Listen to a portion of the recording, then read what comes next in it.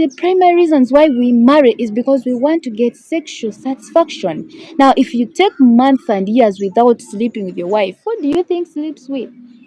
That explains why we find so many couples having children who are not theirs because they were not there. So women had to go and sleep with this type of guy and they end up pregnant. And because you are not there, you don't even know the last time you slept with your wife. They have to tie that pregnancy on you because you have no idea. So many of you husbands are taking care of children that are not yours because you don't sleep with your wives. Someone else is doing that.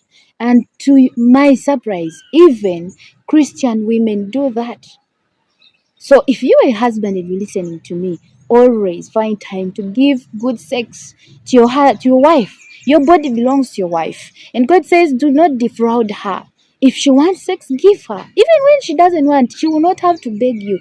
It is your responsibility to satisfy your wife sexually.